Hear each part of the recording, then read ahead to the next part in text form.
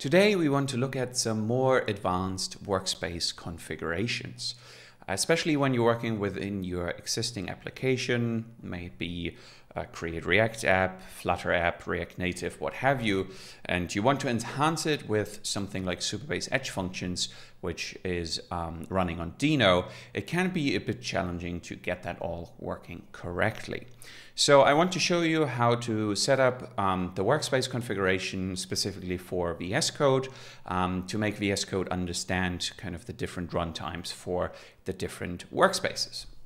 So say this is the root of our project. So we just have a Create React app here, which is our front end application. So what we would generally recommend is that at the root of your project, you create a new folder, for example, app, and that would entail all the application data, your Flutter, React Native, your Create React app, what have you. And then you have a separate Supabase folder, which then entails all the Supabase specific files, your migrations, your edge functions, and such. So in the first step, what we'll do is we'll go ahead and we will basically take all of this and put it into our app folder, move it in there. So first of all, let's commit this to Git. We'll say chore move to app folder. We'll move all that in there. And so now we have the app folder, and what we can do now is we can initialize our Supabase application. So once we have the Supabase CLI installed, we can then say Supabase. So within the root of our project, we would say Supabase init. And so we would initialize our Supabase project, and you can see here we have just our Supabase specific gitignore, our config.toml, which has kind of the configuration for running Supabase locally, and then our seed.sql file. So now if we go ahead and we say Supabase functions new, so we'll create a new function, let's just say hello. So now we have our functions here, and what we can see is we get our red squiggly lines because VS Code doesn't understand that this is a Deno workspace.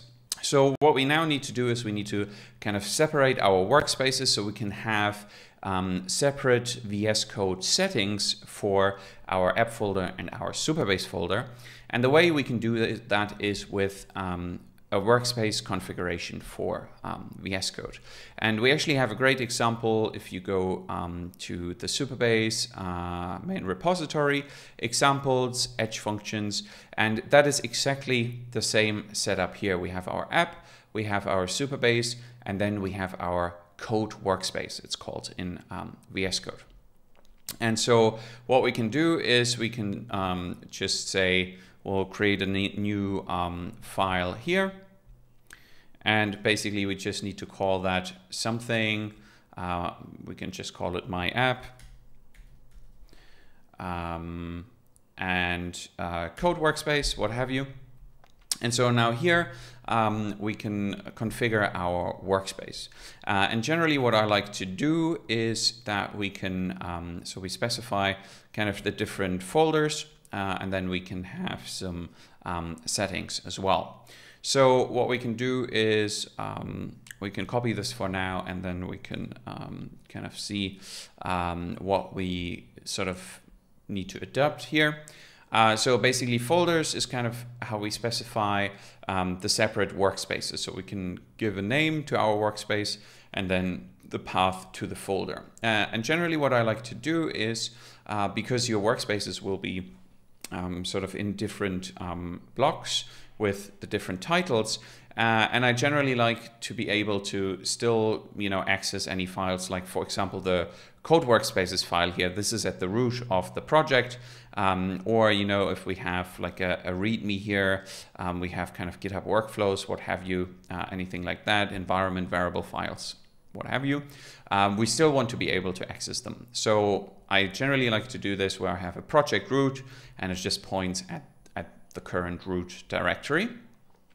Then we basically say, maybe we just call this front end. So we'll have our app in here. So that's our app folder. Or we can, in my case, this is a create React app. Oh, that's already in the name. So maybe let's just call it that. And then here what we can say Supabase Functions, and our Supabase Functions workspace is nested here within our Supabase folder and then the functions folder. And so what we can say here, so this is our other workspace, and then we can put a VS Code specific configuration for this workspace in there. So what we can do now, that's good. And then in the next step, we would say, okay, we want to exclude kind of node modules. We don't actually need them in there. And then we'll want to exclude app and Supabase Functions from kind of basically the project root, because we already have it in our other workspaces. And then here, so if we're working with import maps, for example, then we would want to need to put that actually in the main configuration and point it at where our global import map would be. And that's so that VS Code can understand kind of the imports. And so what this means now, in order for that to work correctly, we now need a different setting for our functions. So we can look at that here in functions. We have a VS Code and then a settings.json. So we can just go ahead and create that quickly here. So in functions, we will create a new file in the subfolder .vscode. We'll call it settings.json. And then in here, we can just do our Deno enabled true. And then here, this is our import map if we had one. One thing, if you haven't, that's actually important for extension. So you will want the Deno extension installed. So that is actually what then picks up the VS Code settings here. These settings will pick them up and will actually then enable a Deno for our workspace. So now what you can see though, if we go to our function, it still doesn't understand. And so what we actually need to do is we need to open this workspace. Right now we just opened the folder, but what we actually need to do is we need to open the workspace file with VS Code. So one way we can do that is we can say code. So from our terminal, we can say code and then myapp.code workspace, and then VS Code will open with the different workspaces, and it will load the configurations as we have specified them in here. So yes, so the project root, we have access here. You see the files that were ignored. So we specified them here as the files to exclude. So in our Supabase folder, we just have our git ignore. For example, if we were to write kind of migrations, if we say Supabase migration new init, we have our migrations in here. And then separately, we have our create React app.